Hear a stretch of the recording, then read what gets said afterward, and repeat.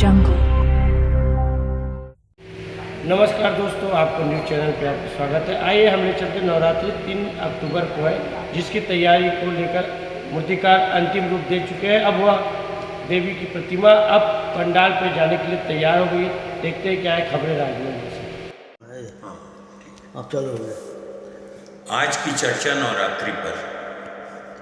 डोंगरगढ़ एक ऐतिहासिक धार्मिक नगरी है जो अपनी प्राकृतिक खूबसूरती के प्रति आकर्षण का भाव आज तक लेते आई है। आज से लगभग 200 साल पहले अंग्रेजों ने अपनी छावनी के रूप में डोंगरगढ़ को डेवलप किया। मुंबई हावड़ा रेल मार्ग पर तकरीबन सेंटर पॉइंट पर डोंगरगढ़ शहर अवस्थित है। डोंगरगढ़ की विशेषता को मैं इन बिंदुओं पर रेखांकित कर सकता हूँ। इसके ऐतिहासिक पृष्ठभूमि, डोंगरगढ़ का ऐतिहासिक पृष्ठभूमि। डोंगरगढ़ एक प्राचीन नगर है जिसे उज्जैन के राजा विक्रमादित्य, और यदि समय काल में उसको लिया जाए तो 57 ईस्वी पूर्व से जोड़कर देखा जा सकता है। एक मान्यता के अनुसार यहाँ के बमलेश्वरी मंदिर को राजा विक्रमादित्य के कुल देवी के रूप में मान्यता दी जाती है।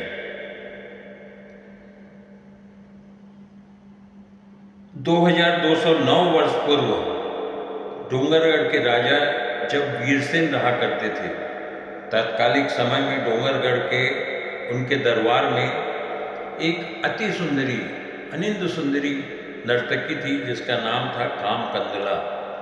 और कामकंदला के साथ जो तबले में संगत दिया करते थे उनका नाम था माधवानल। तो माधवानल और कामकंदला के प्रेम प्रसंग, प्रेम गाथा की चारों ओर चर्चा थी।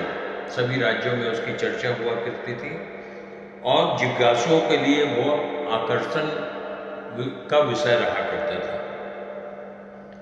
धार्मिक मान्यता के अनुसार माँ बमलेश्वरी जो पहाड़ी पर लगभग 1100 सीढ़ियों चढ़ने के बाद माँ के दर्शन होते हैं, जिसे पहाड़ी वाली माता के नाम से जाना जाता है। धार्मिक दृष्टि से न केवल अंचल में बल्कि देश विदेश के लोगों के लिए आस्था का केंद्र बन चुका है डोंगरगढ़। चैत्र माह और कुंवार नवरात्रि के अवसर पर हर बरस 2 बार यहाँ मेला लगता है। यह मेला डोंगरगढ़ वासियों और व्यापार से जुड़े लोगों के लिए जीवन रेखा का काम करती है, जो उनके आय का प्रमुख स्रोत है, आय का प्रमुख साधन है। मेले में ऊपर मंदिर के साथ साथ नीचे मंदिर, चंडी मंदिर, दंतेश्वरी मंदिर, रणचंडी मंदिर और अन्य जगह पर ज्योति प्रज्वलित की जाती है। यहाँ के देश और विदेश के लोग भी अपनी मनोकामना की प्रतिपूर्ति के लिए ज्योति कलश को परंपरा अनुसार प्रज्वलित करते हैं। डोंगरगढ़ के लिए पहुंच मार्ग का जहाँ तक सवाल है, तो डोंगरगढ़ के लिए पहुंच मार्ग, रेल सुविधा और सड़क मार्ग दोनों उपलब्ध है, जो वर्ष के 12 महीने आवागमन के लिए खुले रहते हैं। कहीं कोई अवरोध नहीं होता।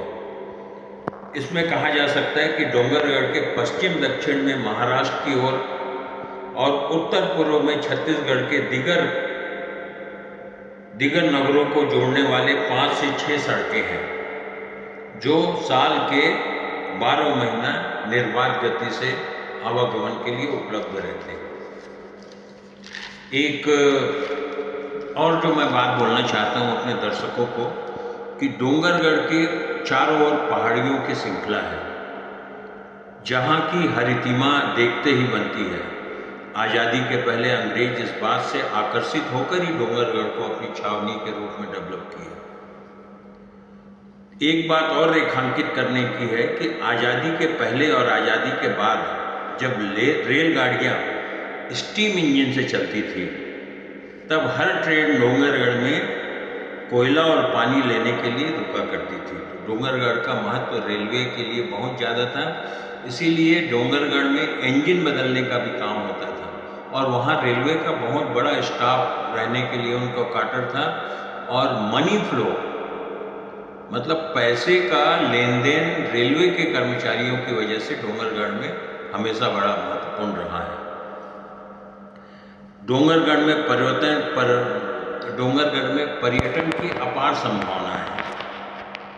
यदि डोंगरगढ़ को नगर पालिका से नगर निगम के रूप में अपग्रेड कर दिया जाए और तहसील को जिला स्तर के रूप में घोषित कर दिया जाए, जिला मुख्यालय बना दिया जाए, तो निश्चित तौर पर डोंगरगढ़ के विकास और कायाकल्प दोनों हो सकती है। एक बात मैं और कहना चाहूँगा कि डोंगरगढ़ में बौद्धों के लिए प्रज्ञागिरी, जैनियों के लिए चंद्रगिरी, ऐसे अनेक धर्म के लोगों के लिए आस्था का केंद्र है।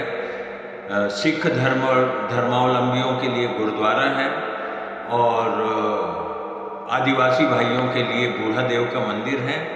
ऐसे अनेक जो आस्था का केंद्र है वो डोंगरगढ़ में स्थित है। इस नवरात्रि पर्व में बहुत संभावना है कि लाखों की संख्या में दर्शनार्थी आएंगे और डोंगरगढ़ अपनी रौनक को बरकरार रखेगा। इसी उम्मीद के साथ आप सभी को नमस्कार। बंद कर।